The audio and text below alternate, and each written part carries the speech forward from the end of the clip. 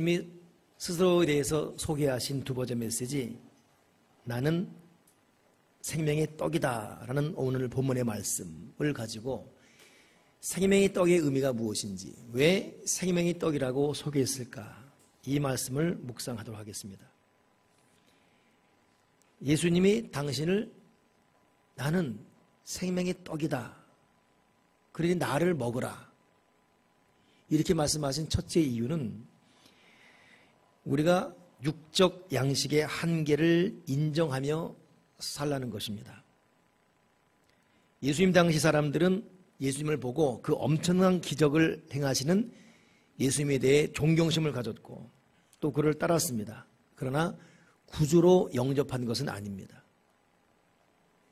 표적을 통한 메시지가 아닌 그냥 육의 배부름 때문에 그를 따랐습니다. 오늘 본문도 이 말씀 그 전에 보게 되면 오병이어를 일으키죠. 그러니 장정만 5,000명이에요. 약 23,000 혹은 5,000 되는 사람이 물고기 2마리, 떡 5덩어리로 배불려 먹고 12광주 남았습니다. 그러니 이들의 환호성과 박수갈채는 이루 말할 수가 없을 정도로. 그리고 그 자리에서 곧바로 예수님을 왕으로 삼으려 했지요. 근데 주님은 다 흩어보냈습니다. 그리고 그 다음에 하신 말이 뭐냐 하면, 저희는 나를 따르는 것이 떡을 먹고 배불렀기 때문에 따르는 것이다.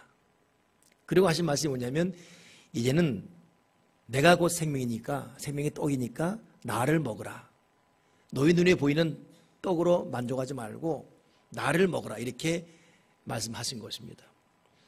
그러니 이 말씀에는 떡을 먹고서 우리가 살아갈 힘을 얻는 것도 중요하지만 진짜 떡, 참떡이신 예수님이 참 생명의 떡이니까 그 떡을 먹으라 의미해요. 다시 말하면 우리가 지금 애타게 찾고 있는 우리의 물질, 또 나의 건강관리, 또 나의 지식, 내가 쌓아놓은 업적, 노하우들, 그러나 허무할 때가 온다는 것입니다.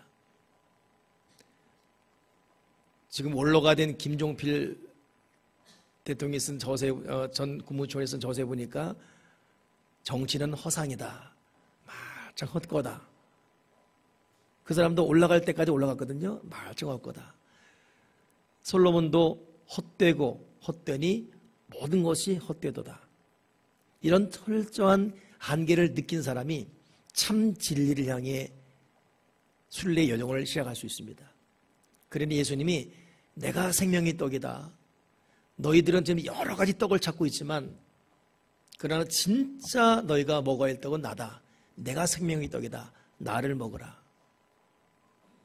오늘 저와 여러분이 무엇을 부여잡고 또 무엇을 잡으려고 애를 태우고 또는 밤잠을 잘 못 이루고 수고하고 애를 쓰는지, 하나님의 영광을 위한 목적 속에서 이루어지길 바랍니다. 아니라면 끊어지길 바라고. 그러나 이런 건 저런 건 여러분 우리가 주체가 될 수 없습니다. 우리는 나의 철저한 인간의 한계를 느끼고 그냥 내려놔야 됩니다.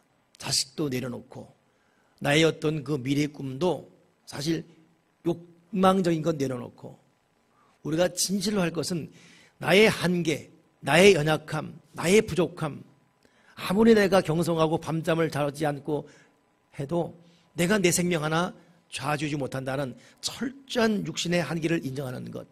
그러니 내가 먹을 떡은 내 꿈의 떡, 물질의 떡, 건강의 떡, 남보다 앞서는 어떤 비밀스러운 기술의 떡이 아니라 생명의 떡이신 예수 그리스도구나. 그런 의미에서 내가 생명의 떡이다. 나를 먹으라. 나를 먹으라. 오늘 이 자리에 앉아있는 것도 여러분, 사실 여러분들은 생명의 떡을 먹으러 온 것입니다. 다른 사람들은 이 모임 자체를 인정치 않아요. 피곤하면 쉬든지 건강에 등산하든지 아니면 오랜만에 친구 만나든지 이래야지 이게 지금 뭐하는 짓이야 이럴 수 있습니다. 그들에게는 생명의 떡이 안 보이기 때문에 오늘 여러분 이 예배에 앉아있는 동안 이 자체가 지금 우리는 내 시간의 한계를 내려놓고 내 모든 바쁜 일정도 내려놓고 이것 자체가 육신의 한계를 인정하는 거예요. 그리고 생명의 떡을 먹으러 온 것입니다. 두 번째, 주님이 스스로를 생명의 떡이다, 나를 먹으라 말씀하신 것은 영적 양식의 필요를 인정하라는 것입니다. 맨 처음이 육적 양식의 한계를 인정하라면 이제는 영적 양식의 필요를 인정하는 것. 인간 문제의 본질이 육적인 것이 아니라면 우리는 영적 해답을 갈구해야 합니다. 육적 필요가 중요합니다만 육적인 필요가 절대 우리에게 만족이나 행복을 줄 수 없습니다. 인간은 육적 양식 이상의 영적 양식, 영적 말씀, 영적 해답이 필요하죠. 그런 의미에서 너희가 너희 한계를 내려놨으면 이제는 나를 통해서 진정한 너희의 생명, 너희의 필요를 채워라. 생명의 떡인 나를 먹으라 라고 말씀하고 있습니다. 여러분, 영적 양식의 필요를 인정한다면, 그리고 내 육신의 한계를 인정한다면 오늘 하나님 앞에 기도하면서 도움을 요청하시고, 더 나아가 예수님은 요한복음 1장을 시작할 때 말씀이 육신이 되어 우리 가운데 거하심에 그 영광을 보니 독생자의 영광이라고 말씀하시면서 예수님을 말씀을 예수님으로 딱 직결시켜 놨습니다. 그러니 생명을 떡을 먹는 방법은 말씀을 읽고 묵상하는 것이 생명의 떡을 먹는 거예요. 이 시간 설교를 듣는 것도 여러분 생명의 말씀, 생명이신 생명의 떡인 예수님을 먹는 거예요, 지금. 그러나 우리가 개인적으로 어디 있든지 생명의 떡인 예수님을 먹는 방법은 말씀을 읽고 묵상하는, 이것이 부단히 생명의 떡을 먹는 방법입니다. 영국 런던에서 어느 신문 편집자가 국회의원, 대학 교수, 그리고 사업가, 작가 등 사회 각계 리더급 100명을 대상으로 만일 당신이 3년간 밀폐된 생활을 한다면 꼭 지니고 갈 3권의 책과 그 이유는 무엇인지를 기록하십시오. 근데 98%가 첫 번째 책으로 성경을 꼽았습니다. 근데 희한하게 그들 중에 대다수가 예수를 안 믿어요. 교회를 안 나간 지 오래되었고. 그럼에도 98명이 성경을 꼽은 이유를 물었더니 그것은 고난을 당할 때나 소외당할 때 성경이 용기와 위로를 주리라 믿기 때문입니다. 그는 이들은 교회를 안 다녔지만, 아니 스스로 무신론자라고 했지만 영국 땅이라는 분위기 속에서 들은 풍을 있는 거예요. 우리의 마지막 종착역은 하나님이다. 결국 내가 마지막 의지할 것은 하나님 말씀. 그러니 그들은 마지막 밀폐된 공간에서도 맨 처음 선택이 성경책이었습니다. 여러분은 마지막 붙잡을 게 뭐라고 생각하십니까? 제가 신학교 다닐 때 파선이라는 인간 공동체 훈련을 한 적이 있습니다. 파선은 뭐냐면 말 그대로 배가 파선하는 거예요. 그리고 그 앞에 종이 10조각을 내놓고 자기가 가장 사랑하는 것을 열겠습니다. 저도 썼어요. 하나님, 성경책, 부모님, 또 등등 내가 가장 좋아하는 것 10가지를 썼습니다. 여러분도 지금 한번 머릿속에 한번 생각해 보세요.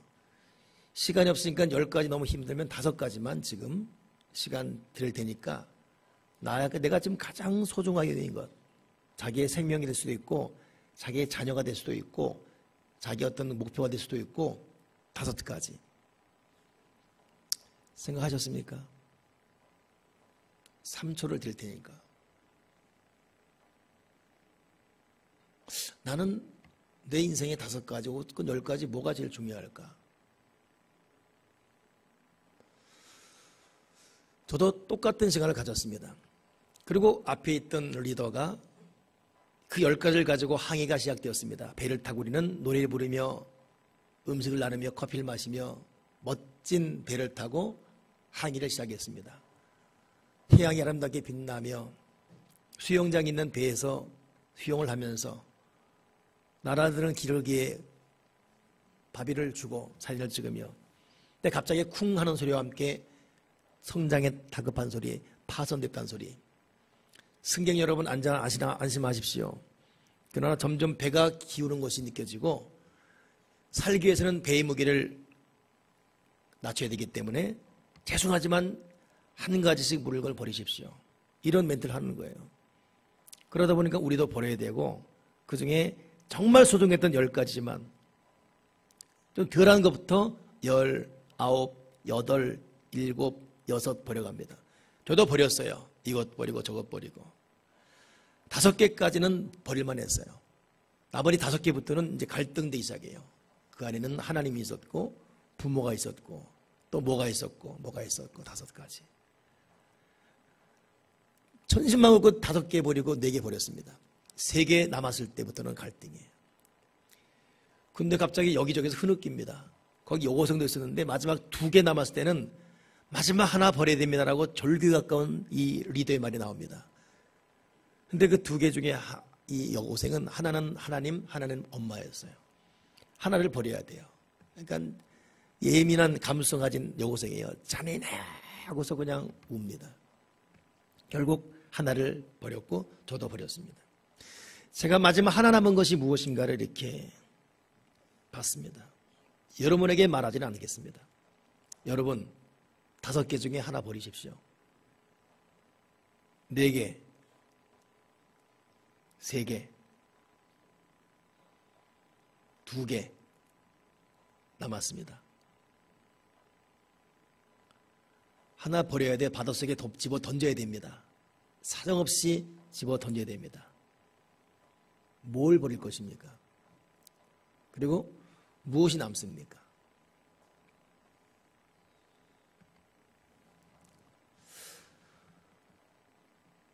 요즘 아무리 생각해도 여러분도 그렇지 않습니까? 너무 한계가 느껴져요. 스스로에. 그리고 그러다 보니까 정말 붙들 것이 하나님밖에 없습니다.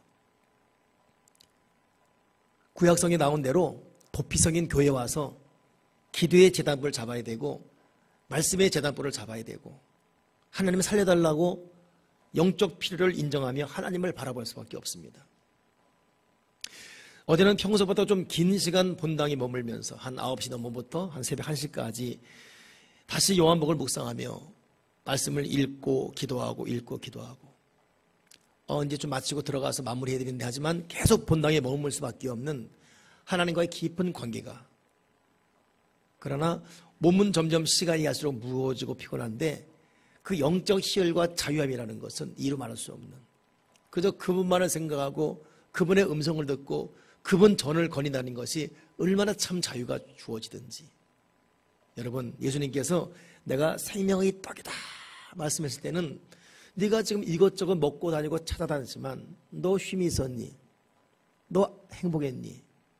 너 어떻게 스스로를 평가하니?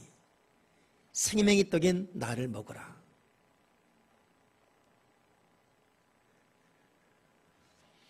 어느 나그네 3명이 길을 지나가는데 웬 노인을 만났습니다. 메마른 먼 길을 가는 세 나그네를 보고 노인이 가다 보면 메마른 냇가를 만나게 될 것입니다. 그러면 그때 거기 있는 자갈을 꼭 담으십시오. 목적지 도착했을 때는 감탄과 후회가 될 것입니다. 노인의 생뚱맞은 말을 듣고 이 3명의 나그네가 길을 갑니다. 생각보다 멀었고 거칠었고 물도 떨어지고 밥도 떨어지고, 근데 정말 노인 말대로 깡마른 물 없는 냇가를 만났습니다. 기대했지만 물을 마실 수 없었고, 근데 거기 여기저기 굴러다니는 자갈들이 많은 거예요. 순간 노인의 말이 생각나서 자갈 몇 개를 각자 주머니에 몇 개 집어넣습니다. 그리고 천신만고 끝에 고생하며 목적지 도착했습니다.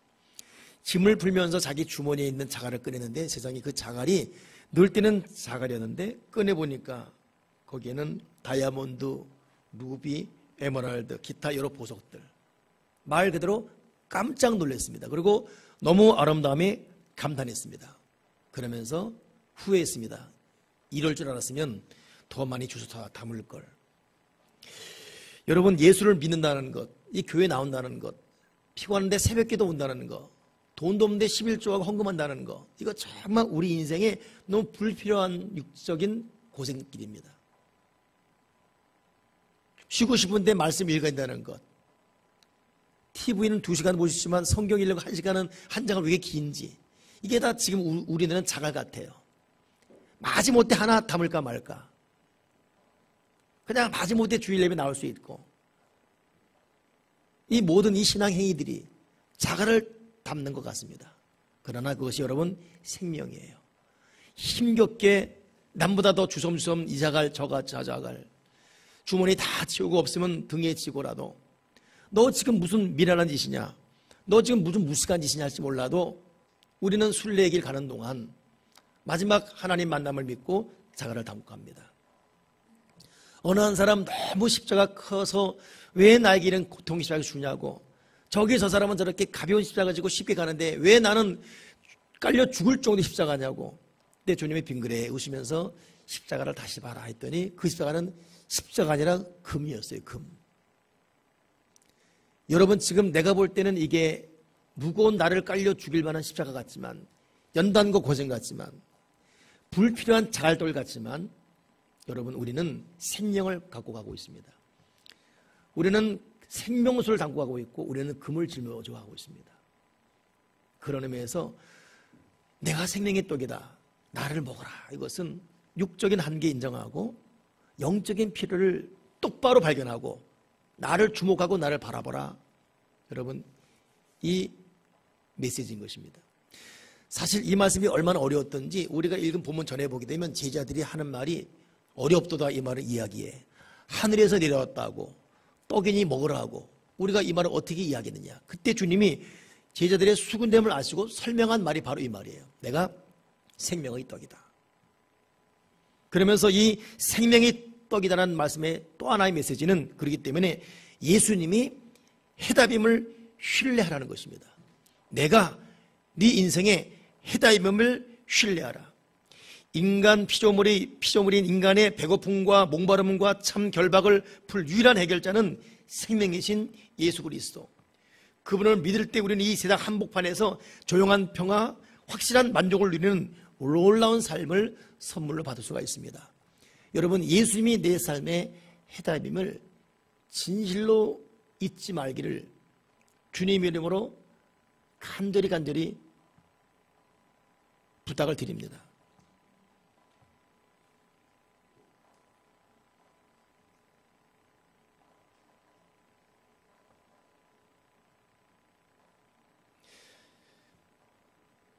저는 어제 묵상하면서 박근혜 전 대통령을 생각을 했어요. 그분의 모든 발자취나 지금까지 있던 정권의 모습에 대해 저는 분명한 반대를 한 입장이고 탄핵을 분명히 받아야 되는 것을 사실 기도했던 사람입니다.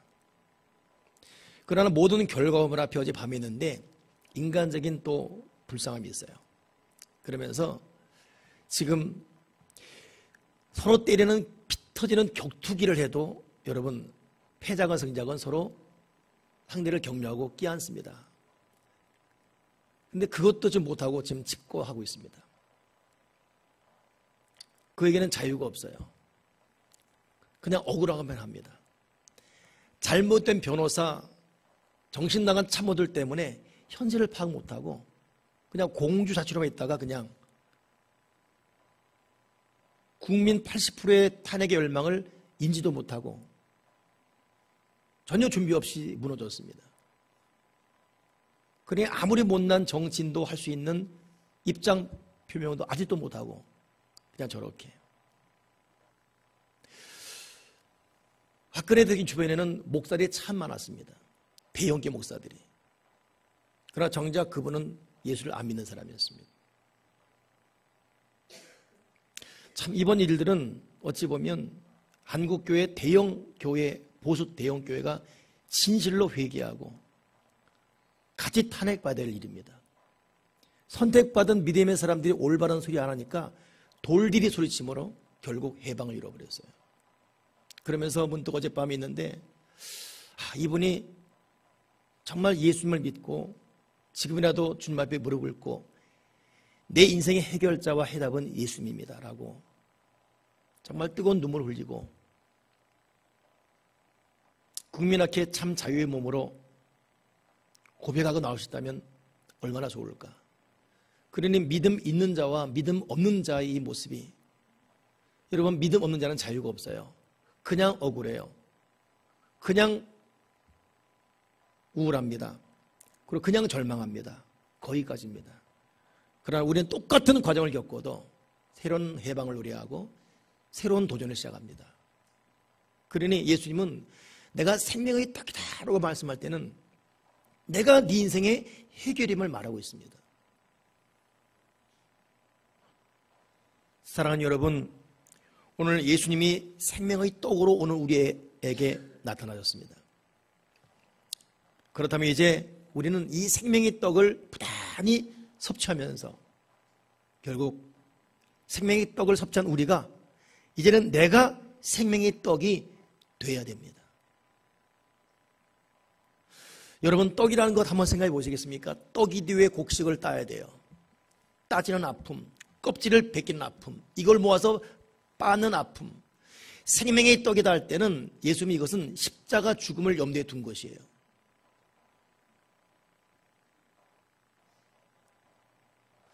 예수님이 십자가 지신 디아돌로스라는 그 이스라엘 거리 가게 되면 28번 넘어집니다. 180근에 해당되는 십자가 무기 때문에 넘어집니다. 결국 도무지 십자가 집행이 안 되기 때문에 아프리카에서 온 구레네 사람이라는 사람이 대신 십자가 지지요. 이 굉장한 십자가, 스페인 성경에 보게 되면 십자가에 눌리고 로마 군에게 예수님이 딱이 맞아서 예수님 얼굴이 스페인 성경에 햄버거 얼굴처럼 일그렸다라고 고백되고 있습니다. 어마어마하게 무지막지하게. 진실로 그런 십자가에서 곡식이 따지고 까지고 빠진 아픔을 통해 떡이 되듯이 떡이 되어버렸습니다. 왜냐하면 우리에게 생명의 떡으로 주시기 위해서. 제가 요한복음을 읽다 보니까 요한복음의 지속적인 꾸준한 고백이 뭐냐면 계속 하늘을 보게 합니다. 이 땅에 살고 있지만 끊임없이 하늘을 주목하게 만들어요. 주목하고 또 주목하게. 그리고 그 과정 가운데 내가 생명의 떡이다. 난 너를 섬기러 왔다. 너희들 서로 사랑해라. 나는 포도나무다. 가지가 되어 나한테 붙어서 내 영양분을 빼먹어라. 끊임없이 피도 주고 생명 주고 살도 주고 끊임없이 희생해요. 끊임없이 자신을 죽이면서 우리로 그분을 먹고 다시 살아나서 너희도 나처럼 살아가도록. 이것이 요한복음 전체에 흐르는 하나님의 얘기입니다. 나중에 십자가 죽으시고 부활한 다음에도 주님을 배반한 자들에게 오셔서 한 것이 뭐냐면 생선구 먹여주십니다. 이거 받아 먹어라. 주님을 배반한 그들에게 위로하고 평안하니. 그리고 끝까지 당신의 사랑과 희생을 끝까지 완주하시는. 그리고 사랑하시되 자기 사람들을 끝까지 사랑했다. 이런 이 메시지.